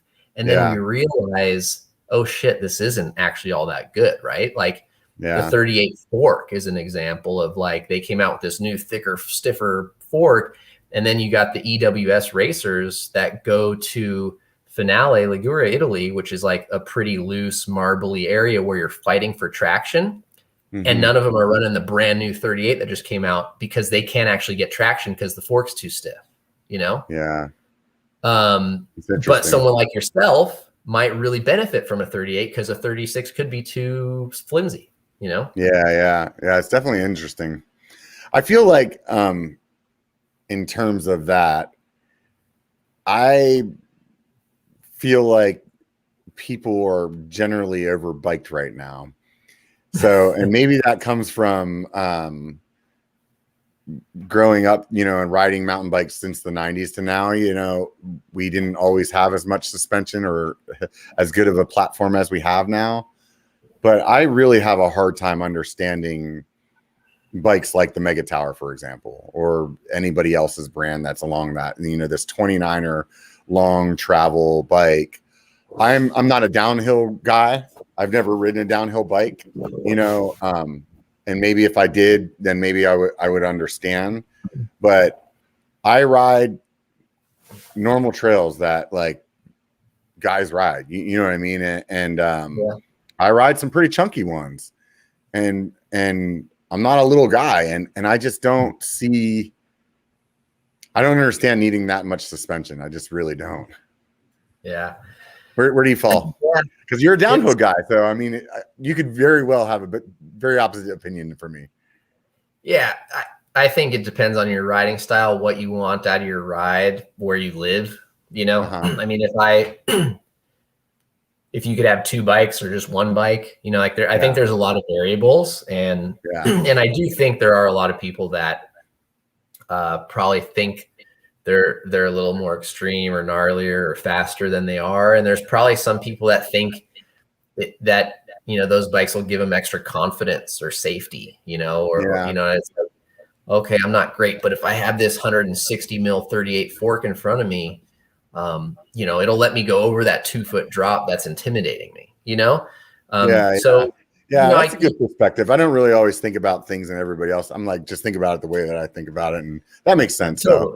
Totally. But, that boils back to me reviewing a million products, and I have to think about, when I'm talking about a bike, who the ideal consumer may be or may not be. And all I can do is just try to put myself in as many different people's positions as possible. I can report back on my findings for my riding style, my terrain, and where I think it may be great or may not be great. And then people can make their decisions based on that input, So, but yeah, I mean, I grew up riding a friggin' hardtail with the RockShox Mag 21 shitty 100 millimeter trap. You know what I mean? Yeah, totally. You learn line selection, you learn to pay attention, you learn how to be smooth. But then again, now we got 12-year-olds doing backflips because their first bike was a dual suspension freaking shredder. So right. Yeah, no, I hear you. I think that maybe it's just me. I've been doing a lot of less suspension, over the last few years. I went out and bought a hardtail a couple years ago, and it was just so much more fun, and those bikes don't have, they don't belong in the gnarly chunky stuff in Tahoe. I'm not saying you can't do it, yeah, you can. My Chameleon with 140 mil fork on it, I could ride that pretty much anywhere. Is it as fun as riding a Bronson or something like that in the super chunky stuff? Probably not. At least it doesn't feel that way at the end of the day. When your back is like, hey, dude, you're 40, not 18. Right. But overall, in getting that hardtail, for example, and now I'm building a short travel 29er, it really made me recognize there's a lot of trails that I would be grabbing that hardtail for that normally I thought I needed my full suspension bike for. Yeah. And really made me recognize that. It kind of reminds me of that old expression of it's better to drive a slow car fast than a fast car slow. Yeah, there you go. Definitely. Right? When you're just freaking rattling off the rev limiter there on a 120 or a 140 bike, where on a 160 it might feel tame and muted, but I don't know, a little different experience. Yeah, it is. It definitely is. So you've been riding for a long time. You've been riding a lot of bikes. What do you do to keep making bikes fun? Keep riding fun? Oh man. I've had some moments in the last 3 years that it just wasn't fun. And that was the first time that I'd ever experienced it since I was riding. I mean, I literally, you couldn't peel me off a bike since before I could walk. I was on like one of those little electric freaking things, you know, the little motorcycle guys. And I just fell in love, man, with bikes from a kid, and I never ever stopped. Like that was my love, still is. But when it came time to like trying to pay a mortgage, trying to, you know, earn a living, trying to do this stuff, and then riding, I hit some pretty low spots where I was just like, why am I even doing this, dude? Like, I don't even want to go ride my bike, you know? And luckily, you know, I have a dirt bike. I've got a Harley and a Triumph. And I have a couple other hobbies that are, you know, escapes for me, I guess you could say. And I sort of, I guess, kind of dove into those a little bit deeper in those moments. And they kind of let me have a little bit of a reset. And I feel like sometimes riding is definitely work for me now, and has been, I guess. But, you know, in the last couple of years, it's definitely transitioned to like very few rides do I go on now that are purely for fun or passion. They're mostly just photo shoot, video shoot, testing, which is not ideal because I do love riding and I want to love the sport that I am pursuing to make a career out of.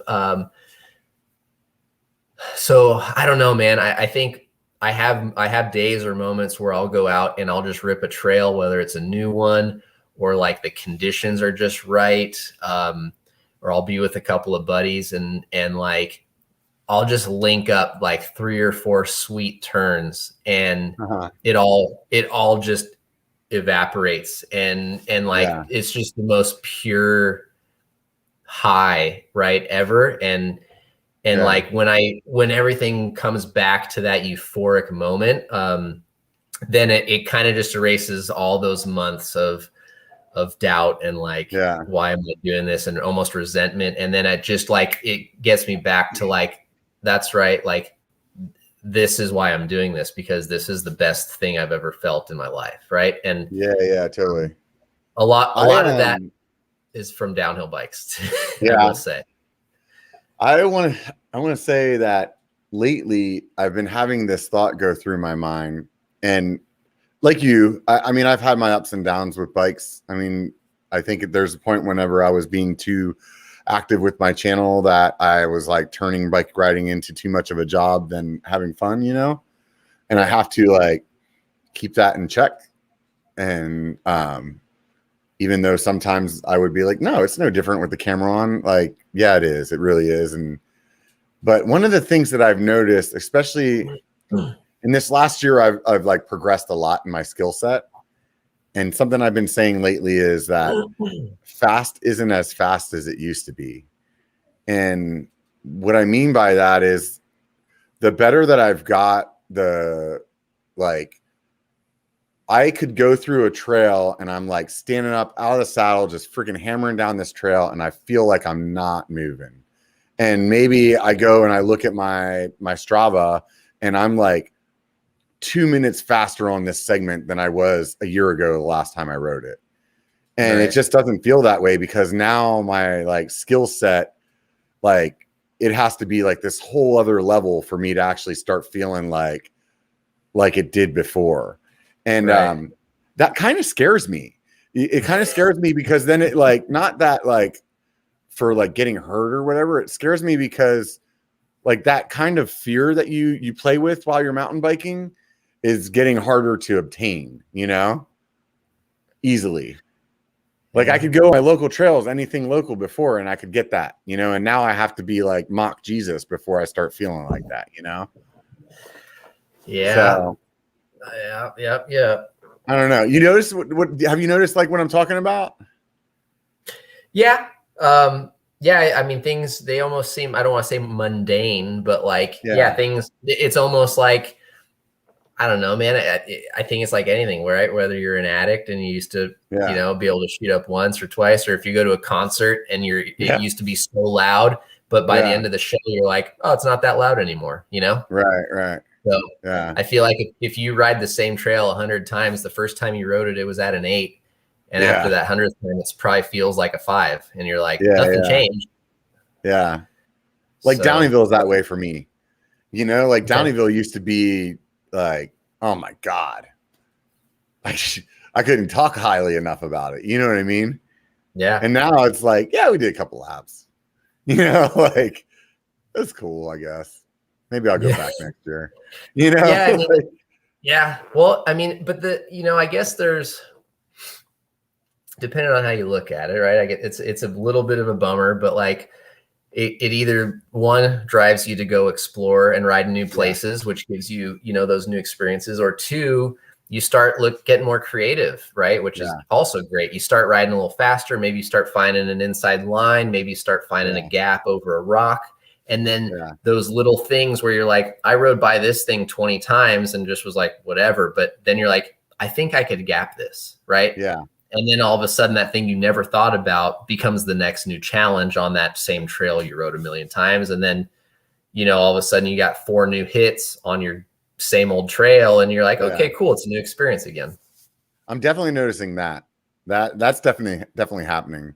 I rode up in South Lake a couple weeks ago, South Lake Tahoe, and I was on a trail I haven't been on for a while. And I was like, man, there's so many jumps on this trail. I didn't even see these before. It's not like those freaking granite rocks just came out of nowhere, like the snow didn't push them up over the winter. Like I was like, holy cow. Right. Like, your skill set definitely does open your eyes to things that you never even noticed before.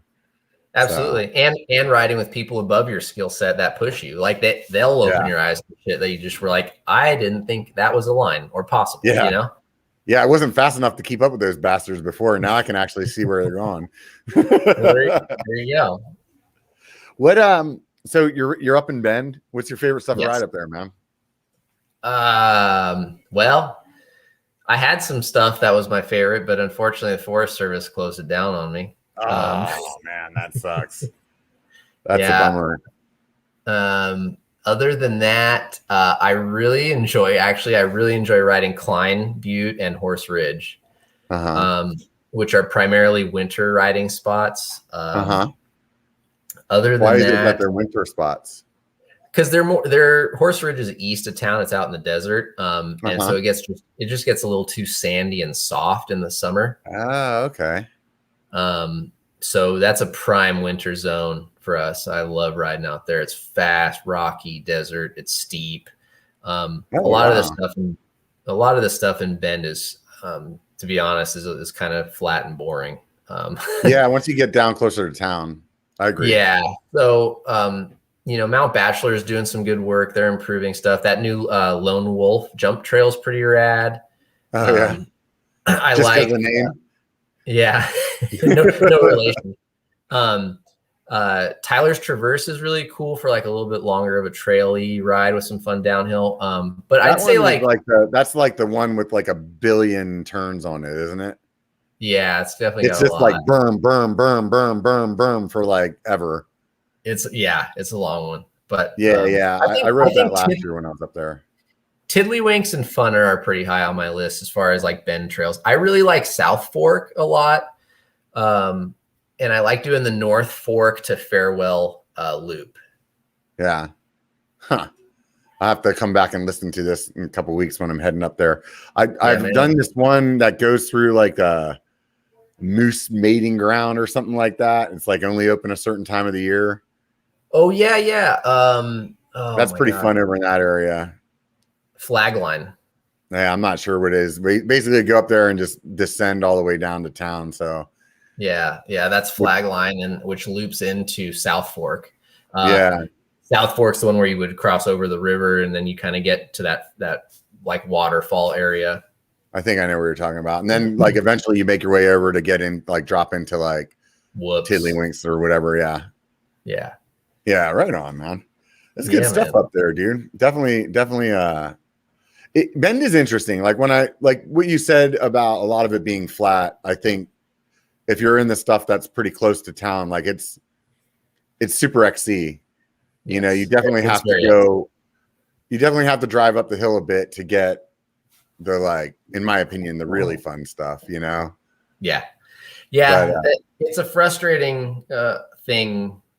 I think there's a changing of the guard, or at least I hope there is, with the local trail group. And I think a lot more younger guys and pro athletes that live here are going to start trying to get, you know, before that, just from my experience, you know, you would try to help and be like, you know, whether it's donating or partnerships or whatever. And it's like, can we do this, but just maybe work on like some aggressive trail building for the riders that are underserved in our community? Because, yeah, you know, they always complain about like rogue trail building, right? And I would always ask, like, are you getting many people building rogue cross country trails? Yeah, right.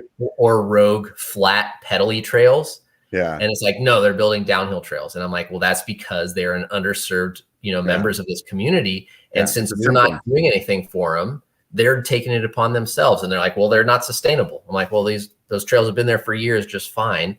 They just don't want to invest money on trails that they can't ride, right? They want to add more miles to stuff they can pedal around. And it's a bummer and it's frustrating. And it's, I'm hoping that things start changing with this, like this Loam Wolf trail project was a big step.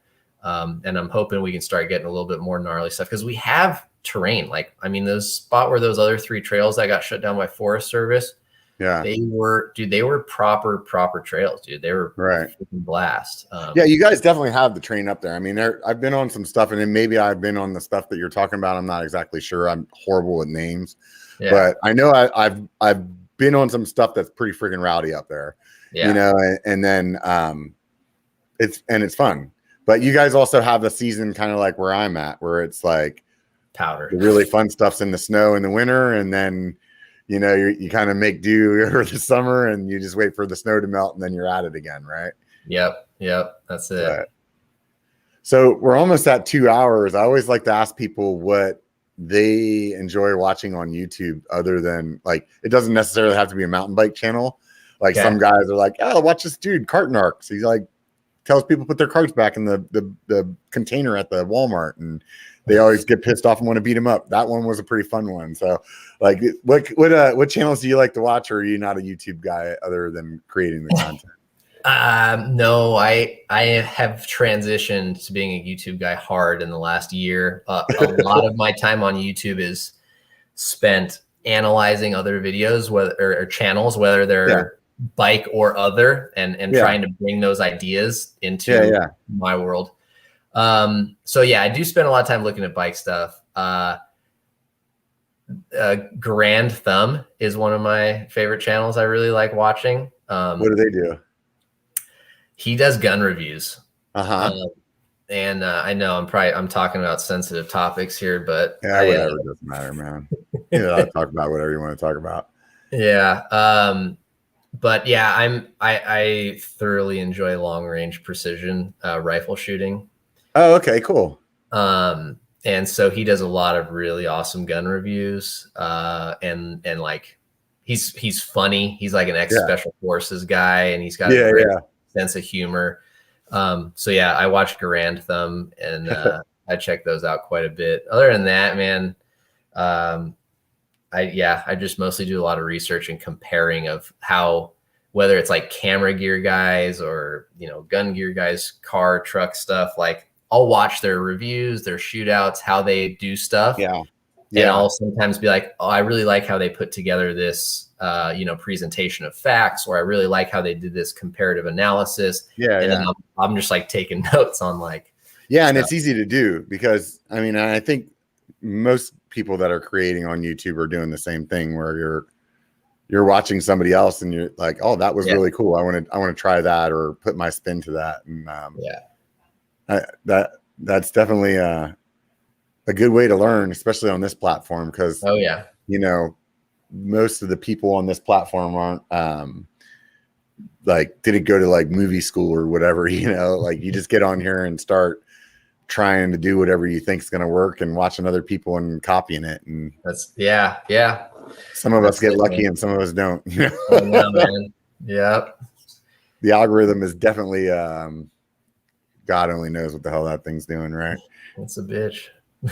Dude, I appreciate you coming on, making the time to chat with me. I know we had some struggles making it happen, and the internet didn't agree with us yesterday, but hey, we got here, and it's been super fun chatting. Definitely. Yeah, dude. Yeah. I seriously, I felt so freaking bad.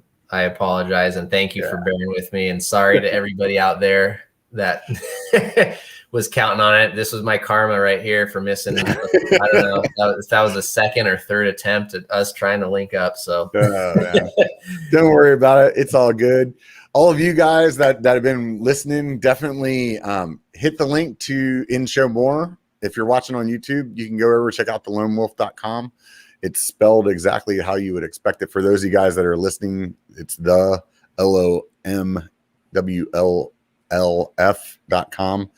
So it's not like some funky way of spelling loam or wolf or any of that. And go check out his site and his YouTube channel and Instagram and all that other stuff. If you guys like the content, definitely give me a thumbs up, hit the subscribe button. Like I said at the beginning, it makes a difference to me. It definitely does. And seeing those numbers grow helps a lot. So it's pretty easy to hit a button. If you got some extra time and you listen to the podcast, write a review. Those are always fun to check out. And I'm assuming that like the podcast algorithm likes reviews being written. And at the very least, if it's a good review, then people are going to read it and want to check it out. So that helps me out. I really appreciate everybody out there. And I want you guys all to remember one thing. It only takes a bike to be a biker. Get out and be one.